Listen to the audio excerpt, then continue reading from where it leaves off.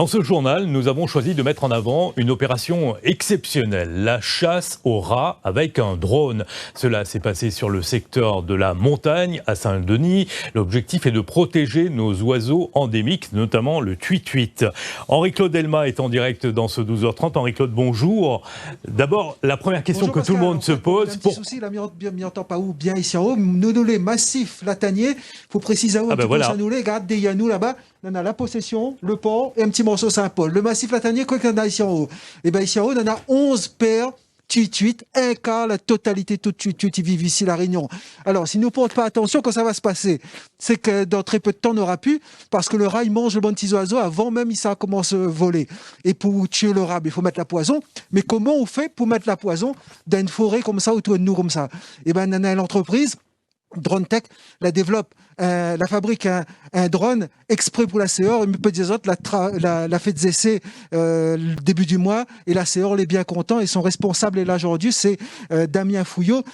À faire, à cause où les contents comme ça, avec un outil comme ça. Oui, déjà c'est un projet qui a commencé depuis 2-3 ans avec les partenaires Parc National et puis l'ONF pour aller dératiser ce massif inaccessible, et ça nous permet aujourd'hui d'aller sur des couples sur lesquels on voyait des parades de tuit-tuit ou même du transport de matériaux pour faire les nids. On n'a jamais vu de poussins. En fait, chaque année, les poussins se font manger par les rats.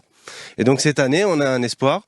On va faire un suivi un peu particulier dans ces remparts et on espère avoir des poussins de tuit-tuit pour l'année prochaine. Parce qu'il largue le bon raticide, le bon poison juste autour du nid. Exactement, au niveau du nid. En fait, le drone fonctionne avec un plan de vol et on lui donne juste les points GPS des nids. Et en fait, le drone va directement au-dessus du nid, larguer des raticides qui sont homologués pour être utilisés en forêt. Ça, c'est important dans le système français. Alors, ce qu'il faut dire aussi, c'est que la dératisation, elle est importante parce que normalement, pendant des années, ils n'ont pas vu du tout un petit oiseau sortir. Non, ici sur ce massif, c'est un peu catastrophique parce que du coup, on n'arrive pas à atteindre les remparts. On voit des rats, on voit des tuit-tuits qui essayent de construire leur nid, mais on voit jamais de poussins.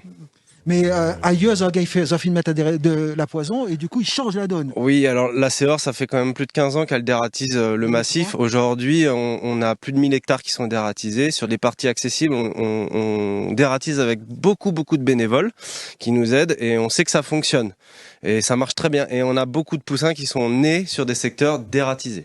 C'est-à-dire que cela inverse la proportion. Avant, on n'avait rien de 10 petits oiseaux qui volaient, et comme là, c'est l'inverse. Exactement. En fait, sur 10 nids, si vous dératisez pas, il n'y en a même pas un nid qui va donner des poussins. Vous dératisez, il y a 9 nids sur 10 qui vont donner des poussins. Donc c'est exceptionnel, ça fonctionne très bien. Et on est rapidement passé de 7 couples à 41 couples aujourd'hui. Voilà, 41 couples. Il faudra arriver à peu près à 200 couples pour considérer que l'espèce n'est plus du tout menacée. Donc on a encore des années et des années de travail. Réunion, une dératisation par drone pour protéger le tuit-tuit, un projet porté par la CEOR afin d'aller au plus près des sites inaccessibles où se nichent des oiseaux menacés d'extinction dans la forêt de la Roche-Écrite. Et pour la méthode, eh bien, c'est une entreprise réunionnaise qui a tout développé. Henri-Claude Elma, Laurent Figon. Opération démontage et récupération sur le massif des Lataniers dans les hauts de la montagne. Sur cette zone de 135 hectares vivent 11 couples de tuit-tuit, un quart de la population de l'espèce, menacée de disparition à cause des rats. Tout ça, c'est du raticide, ouais. En fait, c'est ce qui nous a permis de dératiser le massif que vous avez en face et qui va permettre d'avoir des poussins cette année. Au début du mois, après 3 ans de travail, c'est de cette plateforme qu'a décollé pendant toute une semaine un drone automatisé spécialement développé à La Réunion par l'entreprise DroneTech pour des largages de raticides. Comme vous pouvez le voir, c'est inaccessible par l'homme. Donc le drone a la possibilité, lui, d'emporter du raticide et d'aller dératiser au-dessus des nids de tuit-tuit, précisément au-dessus des nids de tuit-tuit, pour l'année prochaine avoir des poussins. Cet outil, déjà indispensable, sera utilisé une fois par an, en plus du travail des 5 permanents de la CEOR et de sa centaine de bénévoles impliqués dans la dératisation. On estime qu'il y a entre 40 et 60 rats à l'hectare. Et donc la forêt de la Roche-Écrite, on a des couples sur plus de 1000 hectares. Donc ça veut dire des dizaines de milliers de rats. Et on estime qu'il y a à peu près une soixantaine de chats dans la forêt de la Roche-Écrite qui sont dans la forêt, qui sont devenus sauvages.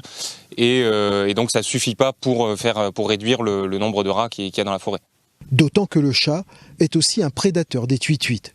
En 2003, lorsque la CEOR a lancé ses premières campagnes de dératisation, il restait 7 couples sur l'île. Il en existe aujourd'hui 41. Pour considérer que l'espèce a un meilleur statut de survie, il faudrait arriver environ à 200 couples. Et là, on en est à une quarantaine.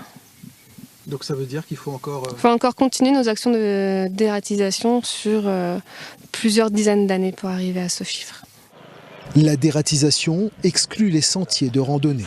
Par ailleurs, aucune molécule de raticide n'a été retrouvée dans l'eau. C'est la conclusion d'un laboratoire qui a effectué des analyses après 10 ans de dératisation. À quoi ressemblera l'entrée de Saint-Denis ? Le bar